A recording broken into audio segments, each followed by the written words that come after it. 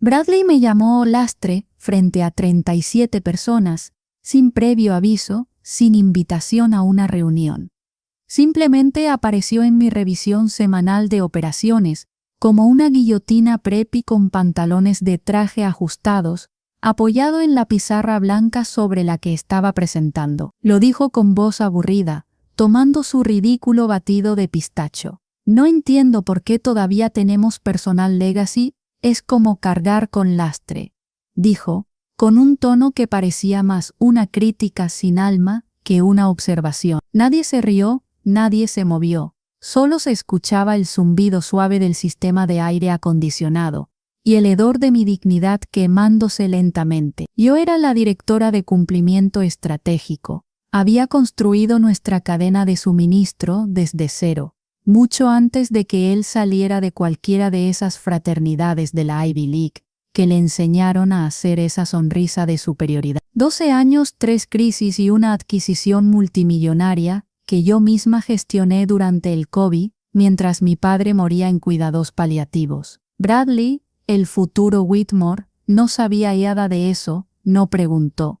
No le importó. Él tenía una mandíbula tan afilada que podría cortar la empatía y un currículum que parecía sacado de un asistente ejecutivo de su padre. Se rumoreaba que su último trabajo duró 9 meses, terminando con una decisión mutua, después de que alguien descubriera que su presentación de negocios había sido plagiada de un video de un vendedor de YouTube. Ahora era el consultor de transformación del CEO, un cargo que básicamente significaba que el departamento legal nos había advertido contra nombrarlo CEO directamente. Su padre dirigía la empresa, yo dirigía la cadena de suministro. Solo uno de nosotros había sangrado por este lugar, y él acababa de ponerme un blanco en la espalda. No dije ni una palabra, cerré la presentación de PowerPoint, asentí a mi equipo y salí antes de que mi rostro me traicionara. Llegué al baño, cerré la puerta, me senté en el inodoro como una viuda de guerra en blusa de seda y me quedé mirando los azulejos negros hasta que mi respiración se calmó. Conté 12 grietas visibles en las juntas, igual que mis años aquí. Curioso, había visto despidos y estuve en la sala cuando eliminamos departamentos enteros, como si fueran grasa de un filete, pero esto fue diferente. Esto era personal, calculado. No solo era la siguiente, ya me habían dado por muerta, solo que aún no habían completado el papeleo. Bradley era un hombre que se movía con una arrogancia imparable, pero con un currículum que dejaba mucho que desear. Su padre dirigía la empresa, mientras que yo me encargaba de la cadena de suministro. Yo había construido nuestra red desde sus cimientos, mientras él seguía las reglas de un mundo privilegiado, sin saber ni la mitad de lo que se requería para manejar una empresa. Aún así a nadie le importaba mi experiencia. La verdad es que él había sido nombrado CEO gracias a su apellido y no a su habilidad. Tenía el tipo de presencia que anulaba cualquier conversación. Al ver su rostro, podía adivinar que pensaba que la empresa le pertenecía por herencia. Años de trabajo y sacrificio parecían no significar nada frente a su apellido. Además, su experiencia era casi inexistente. Su último puesto de trabajo había sido un completo fracaso, y las malas lenguas decían que su pitch había sido plagiado de un vendedor de YouTube. Pero claro, todo el mundo sabía que sus éxitos no provenían de su propio esfuerzo, sino de los recursos de su familia. No le importaba lo que yo había hecho, ni la carga que había soportado para construir la empresa. Mi trayectoria de 12 años, 3 crisis y una adquisición multimillonaria no significaba nada para él. Solo veía lo que le convenía ver, pero había algo que no podía ignorar, la fuerza de mi trabajo y lo que había construido. Sin embargo, él no dudó en señalarme como un obstáculo, una carga que debía eliminar. Lo que me quedaba claro era que este no era un simple despido, era una jugada estratégica. Me había marcado. Sabía que al insultarme públicamente de esa forma, estaba buscando destruir mi imagen frente a mi equipo, esperando que ellos se unieran a su causa, pero no lo lograron. Nadie se movió, nadie lo apoyó. Fue como si mi dignidad estuviera ardiendo en el aire, pero nadie se atrevió a decir nada. Yo era un director que había dejado huella, pero él no entendía el valor de lo que había hecho. Aún recordaba cómo había dicho aquellas palabras como si nada, mientras tomaba su batido de pistacho. Me imaginaba que la reunión iba a ser igual de fría y calculada, y no me equivoqué. Entré en la sala de conferencias, y Bradley ya estaba allí sentado en su silla, rodeado de 2 representantes de recursos humanos, como si fueran sus guardianes. Uno de ellos tenía esa sonrisa falsa, la típica de los de recursos humanos, cuando están a punto de anunciarte que tu vida acaba de dar un giro inesperado. Sara, dijo Bradley, como si fuéramos viejos amigos de la secundaria. Vamos a ser honestos, ha sido un archivo sólido, pero estamos pivotando. Queremos ser más ágiles, más eficientes. Piensa en esto como una oportunidad de reinvención. Miré el paquete que tenía sobre la mesa. Era gordo, brillante, y me hizo pensar inmediatamente en un paquete de salida. Cuando abrí el sobre, el paquete de indemnización era generoso. 6 meses de salario base, bonificación incluida, opciones no tocadas. Una parte de mí quería gritar, pero me controlé. Levanté la vista y lo miré con el ceño fruncido. ¿Quieres que me vaya?, pregunté, lo más tranquila posible. Él sonrió, una sonrisa que no llegaba a los ojos, como si se creyera el dueño del mundo. Quiero que sigas adelante, que encuentres tu camino, sin resentimientos, dijo, como si estuviera haciéndome un favor. Esto no era misericordia, esto era un seguro para él, una forma de protegerse en caso de que algo saliera mal, pero no iba a dejarme engañar por su calma. Firme, tomé el contrato y lo firmé con la mano tranquila, aunque mi garganta estaba llena de ácido. Le estreché la mano e incluso sonreí. Salí de la sala como si fuera a una cita, con una calma que no sentía por dentro. Y cuando llegué a casa, abrí una botella de vino que tenía más historia que su presencia en las redes sociales y vi lo que había estado guardando durante meses. El paquete de adquisición de Moga, confidencial. Bradley no sabía que el verdadero juego había comenzado mucho antes de que él siquiera consiguiera su placa de CE. No había manera de que Bradley supiera lo que había planeado. Lo que él no sabía era que yo ya había comenzado a jugar mi carta más fuerte antes de que él siquiera pudiera hacer su movimiento. Mi adquisición de Moga, la empresa que manejaba nuestra cadena de suministro, estaba en marcha mucho antes de que me despidiera. Bradley pensaba que su jugada de despedirme me silenciaría, pero en realidad me estaba armando con lo que necesitaba para hundirlo. Había estado en conversaciones discretas con Vince Caldwell, el fundador de Moga, durante meses. Sabía que la situación de su empresa no era tan sólida como parecía y que su fundador estaba pasando por una serie de problemas personales. Además, su divorcio había dejado a la empresa vulnerable, lo que significaba que podía negociar desde una posición de poder. Volé a Houston el otoño pasado, con un blazer gris y una promesa escrita en una servilleta. Durante ese viaje firmé un acuerdo confidencial en el que me comprometía a adquirir una participación mayoritaria en Moga. No fue algo que hiciera de la noche a la mañana, fue una inversión calculada, una que pagué en silencio. Parte del dinero provenía de mi indemnización, otra parte de una inversión anterior que había realizado cuando Bitcoin aún era algo que la gente explicaba en fiesta. Y la última parte vino de un fondo que juré no tocar, el fondo fiduciario de mi difunta hermana, que solo tocaba en casos de emergencia, y en este caso las aguas ya estaban tan teñidas de sangre que sabía que no tenía opción. A las 11:45 am ya tenía el control de Moga. A las 11 ya estaba registrada como presidenta interina en su sistema, y a las 2:10 p.m. comencé a redactar la carta de reestructuración del transporte que sería la perdición de mi antigua empresa. Sabía lo que estaba haciendo, una simple subida de tarifas del 18% y una pausa estratégica en todos los horarios preferenciales que Bradley tanto valoraba. Él ni siquiera sabía que lo estaba golpeando. Y lo peor de todo era que ni siquiera conocía a Moga por nombre. Esto iba a destruirlo.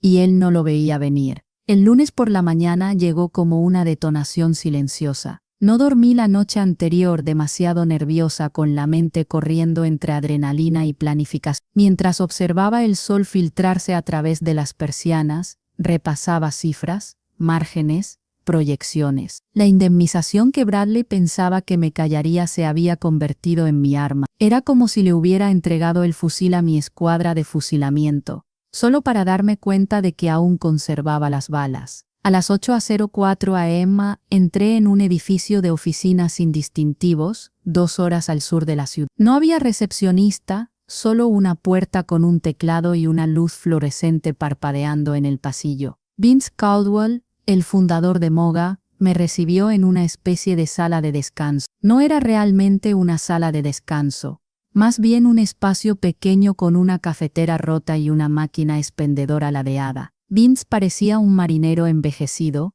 con una camiseta arrugada y botas que no veían brillo desde la era Obama. ¿Estás segura de que quieres este dolor de cabeza?, me preguntó, mientras tomaba café quemado de un vaso de espuma. ¿Sabes que una vez que te metas en esto, vas a heredar todos los demonios que persiguen a esta empresa desde... Sonreí. Soy mujer, trabajo en logística, ya bailé con el diablo. Esto solo es su primo. Vince soltó una risa y luego me tiró un paquete sobre la mesa. Todo tuyo, pendiente de la confirmación de la transferencia. No lo dudé, transferí los fondos desde 3 cuentas, la indemnización, una liquidación de una vieja inversión que había hecho cuando Bitcoin aún era solo una charla de fiestas, y un préstamo de un fondo fiduciario de mi hermana fallecida, que juré no tocar, pero la situación ya estaba lo suficientemente ensangrentada como para ser. Tenía el control de Moga, a las 11. Sabía que esta jugada no solo iba a sorprender a Bradley, sino que sería su perdición, y él no tenía ni idea de lo que se venía. Él reaccionó rápidamente,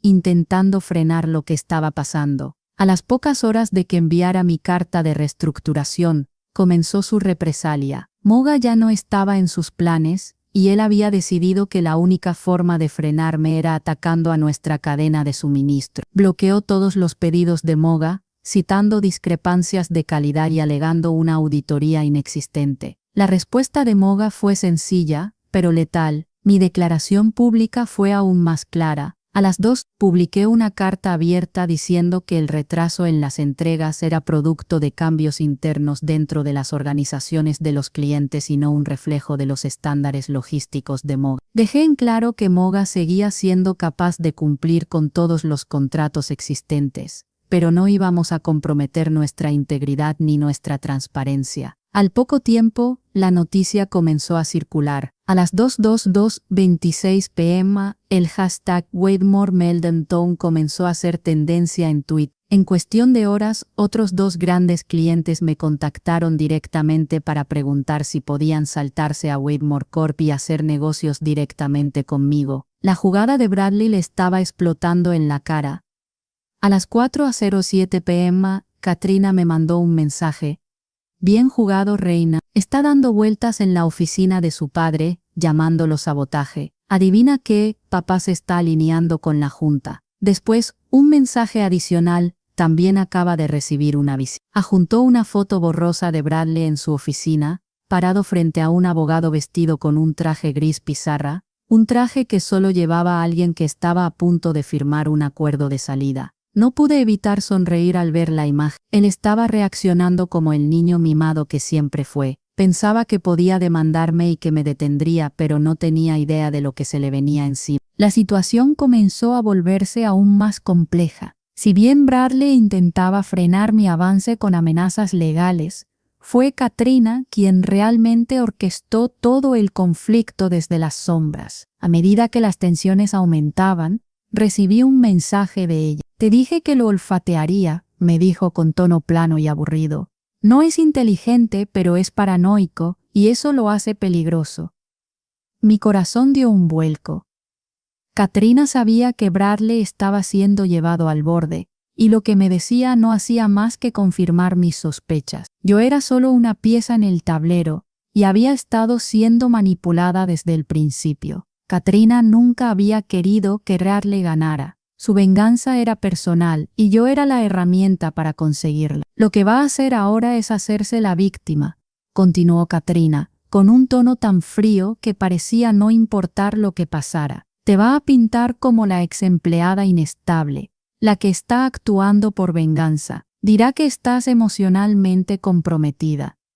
No pude evitar fruncir el ceño. Eso funcionaría si no fuera porque acababa de negociar 3 nuevas rutas a granel y había reducido las pérdidas de envío de Muga en un 8. Así que En realidad, no estaba tan inestable como pensaba, pero la amenaza de que Bradley me pintara como una persona emocionalmente volátil me preocupaba, porque esa narrativa era creíble para aquellos que no conocían la verdad.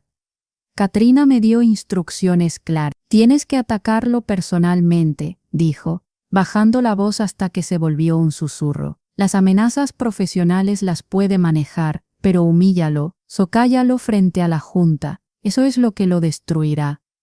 Sabía que tenía razón. Bradley no resistiría una humillación pública, especialmente si era orquestada desde dentro de la propia junta. Pero no podía evitar sentir que en este juego nadie era realmente inocente. Todos jugábamos con fuego y las quemaduras estaban garantizadas. El siguiente paso en mi plan era claro, pero las cosas tomaron un giro inesperado cuando decidí contactar a Gerald Finn. Gerald era dueño de FinTech Distribution, uno de los clientes más grandes de Whitmore Corp. Y lo más importante, Gerald odiaba a Brad. Todo había comenzado hace 2 años, cuando Bradley, en una borrachera en una exposición en Las Vegas, le dijo a Gerald que su esposa se parecía a una Ivanka Trump de descuento. El contrato de Gerald con Whitmore se había tensado después de ese incidente, pero Gerald no había hecho nada hasta ahora. Me encontré con él para un café, pero no le hice ninguna propuesta directa. Solo deslicé un papel sobre la mesa. Las nuevas tarifas exclusivas de distribución de Muga, le dije con calma, un 10% más baratas que las de Whitmore, con garantía de entrega a tiempo y sin fluctuaciones de cargos por cambios en el pedido durante 18 meses. Gerald miró el papel y luego me miró a los ojos. Entonces, ¿este es el tipo de golpe bajo que estás pegando?, me dijo finalmente, una sonrisa astuta apareciendo en su rostro. No lo dudé. Estoy ofreciéndote la patada para terminar el trabajo, respondí con firmeza. Gerald firmó esa misma tarde, y para el viernes, el equipo de logística de Whitmore estaba en pánico total. Un correo electrónico filtrado, benditos sean los becarios, con el asunto urgente, FinTech en pausa, comenzó a circular. ¿Quién aprobó esto?, decía el mensaje. Bradley llevaba 2 días sin aparecer por la sede, y los rumores decían que estaba trabajando desde su casa, probablemente sudando en su lujoso loft, buscando culpables en lugar de soluciones. Esa misma noche, a medida que la tormenta se desataba, recibí un sobre por correo. No había dirección de regreso, solo mi nombre en letras mayúsculas. Dentro había una foto de Polaroid de Bradley, sin camiseta, sosteniendo un vaso de whisky con una mano, con el otro brazo alrededor de alguien familiar. Harrison Drake, su propio. El pie de la foto decía, jueves pasado, 3:44 am. La carta de la venganza no estaba solo escrita en papel, estaba en imágenes que podían destruir lo que quedaba de su fachada. No solo me estaba dando información, me estaba diciendo que tenía control absoluto sobre la situación. Ella estaba vigilando cada uno de los movimientos, cada sombra, cada secreto. Ella no solo quería venganza, quería algo mucho más grande. Quería la resurrección de su imperio, y yo era su peón en ese plan. No respondí inmediatamente a su mensaje. En su lugar me tomé un tiempo para caminar, no buscando claridad, sino simplemente para calmar mi mente, que era un torbellino de preguntas. ¿Por qué ahora? ¿Por qué? ¿Cómo sabía Katrina lo que había hecho? Solo 5 personas en Muga sabían que yo era ahora la accionista mayoritaria, y ninguna de ellas tenía razón para filtrar esa información. Entonces, ¿cómo lo sabía ella? Katrina Whitmore, en su época, era más temida que su propio marido. Dirigía la marca con mano de hierro, manejaba el marketing como una jefa de la mafia en perlas. Los empleados la llamaban la guillotina de terciopelo, porque si ella quería que te despidieran,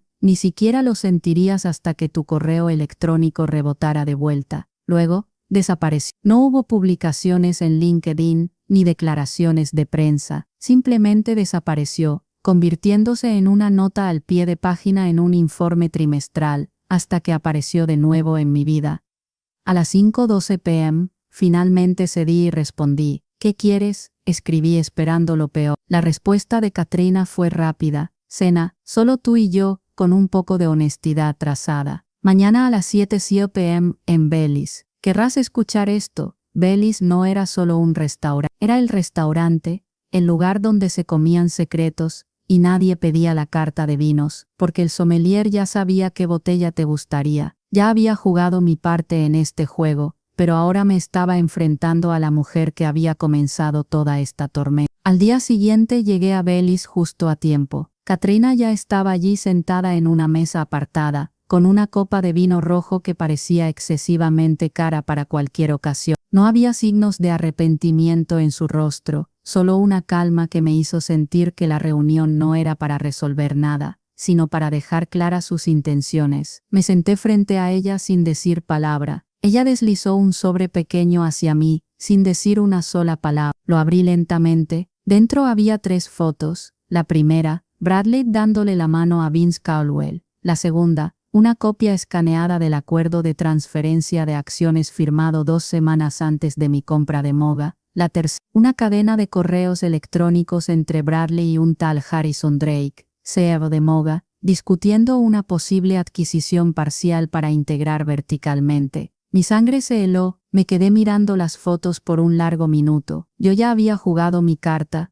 pero este giro me dejó sin aliento. Bradley había intentado adelantarse a mí, había tratado de arrebatarme el control de Moga antes de que yo pudiera actuar. Katrina rompió el silencio. Él intentó adelantarse a ti, dijo su voz fría casi de ceniza. Pensó que podía quitarte Moga para su pequeño plan de transformación, pero se equivocó. No calculó bien, no miró quién tenía las acciones de control. Me recosté en mi silla sintiendo el peso de la revelación. Bradley no solo estaba tratando de quitarme el control de Moga, sino que quería utilizarlo para inflar el valor de Whitmore Corp. Y luego salir con un paracaídas dorado. El plan de Bradley nunca fue sobre eficiencia o lealness, fue sobre control, poder y dinero, y me había subestimado. Y tú lo arruinaste, dijo Katrina, sonriendo por fin, aunque no era una sonrisa amable. Tú bloqueaste su plan, pero ahora tienes que hacer algo por mí. La oferta era directa y sencilla, mantener Moga, pero ella quería el 5%, silenciosa, sin que nadie lo supiera. A cambio me daría la información que necesitaba para derribar a Bradley de una vez por todas. En 6 meses tendría a Bradley colgando de hilos, creyendo que los había atado él mismo. ¿Por qué debería confiar en ti?, le pregunté, sin poder ocultar mi desconfianza. Porque odio a mi hijo más que tú, respondió Katrina, sin pestañear. Por un momento, me quedé en silencio, sopesando la oferta. Lo que ella proponía no era solo un movimiento político, era una guerra, y ahora yo era la jugadora principal en este conflicto. Esa misma noche, cuando regresé a casa, no pude dejar de pensar en lo que me había ofrecido Katrina. Sabía que su trato no era algo que tomara a la ligera. Ella estaba jugando para ganar, pero no me estaba pidiendo que la siguiera ciegamente. No, lo que ella quería era que tomara las riendas y que usara su información para destruir a su hijo, a quien había subestimado, igual que él me había subestimado a mí.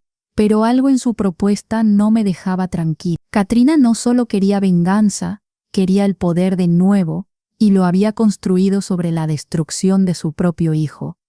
Bradley pensaba que me había neutralizado con su despido, pero en lugar de eso, me había dado la oportunidad de tomar el control de Moga y usarlo como un arma. Pero Katrina también quería ser la artífice de la caída de Bradley, y estaba dispuesta a usarme como su peón en ese juego. Mi primera reacción fue la duda. ¿Realmente quería meterme más en esta guerra, en la que las lealtades parecían fluir como el veneno en el aire? El lunes siguiente, recibí una nueva sorpresa.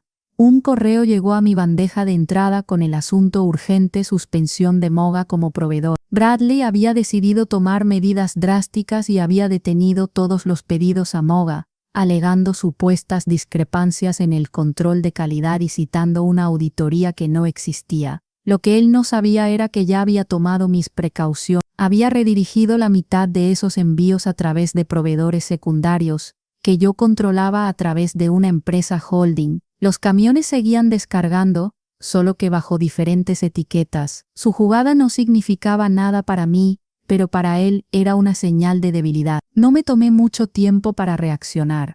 El 2:13 ppm envié una carta pública. Fue directa y letal. En Moga mantenemos nuestros estándares y nuestro servicio. Los retrasos en las entregas son el resultado de cambios internos dentro de las organizaciones de nuestros clientes, no de nuestra logística. Seguimos listos para cumplir con todos los contratos existentes, pero no comprometeremos nuestra integridad ni nuestra transparencia. El hashtag Whitmore Meltdown comenzó a ser tendencia en Twitter. La respuesta de la Junta fue inmediata. No solo estaba defendiendo Moga, sino que estaba arrojando la sombra de la duda sobre la capacidad de Whitmore Corp para manejar sus propios problemas internos. Las siguientes horas fueron un torbellino de actividad. A las 3 p.m., 2 clientes importantes me contactaron directamente para preguntarme si podían eludir a Whitmore Corp y trabajar directamente conmigo. La jugada de Bradley estaba siendo desmantelada poco a poco. El control estaba cambiando rápidamente, y ya no era solo cuestión de mover piezas. El tablero de juego se había vuelto aún más peligroso. A las 4:07 p.m. recibí un mensaje de Katrina. Bien jugado, reina. Está dando vueltas en la oficina de su padre llamándolo sabotaje. Adivina qué, papá se está alineando con la Junta. Eso fue lo que me hizo darme cuenta de que todo esto estaba más allá de lo que yo había planeado. Bradley había perdido el apoyo de su propio padre, y lo peor de todo es que no sabía lo que lo estaba golpeando. La imagen de la caída de Bradley se hizo aún más clara cuando recibí otra foto a las 4:20 p.m. Katrina me había enviado una foto borrosa de una grabación de seguridad, mostrando a Bradley en su oficina, de pie frente a un abogado con un traje gris pizarra, el tipo de traje que usas cuando estás negociando tu salida de una empresa. Estaba claro que Bradley estaba buscando una salida, pero la suya no iba a ser tan fácil. A las 5:00 p.m., me llegó un correo electrónico de la junta directiva de Whitmore. Me pedían que asistiera a una reunión de emergencia, y aunque podía sentir el peso de la tensión, sabía que esto ya no era solo acerca de ganar o perder, era sobre cómo iba a tomar el control de la narrativa y asegurarme de que nada de esto fuera en vano. Esta era la última jugada, el último movimiento de un juego en el que ya no era solo una pieza más, sino la jugadora principal. El lunes siguiente, me presenté en la sede de Whitmore Corp con una tranquilidad que no sentí. Con mi abogado Elisa Hart a mi lado entramos a la sala donde la junta esperaba. Bradley pensaba que iba a hacer un show, que iba a atacarme y me iba a humillar frente a todos, pero lo que no sabía era que todo ya estaba planeado. No iba a ser yo quien se iba a hundir. Lisa entregó unos archivos delgados a cada uno de los miembros de la junta, documentos que detallaban la conducta inapropiada de Bradley, desde intentos de manipular los números hasta su intento de adquirir Moga bajo términos fraudulentos, usando proxies. Pero lo más importante era lo que estaba al final de esa cadena de documentos, el intento de Bradley de comprar Moga por debajo de su propio padre.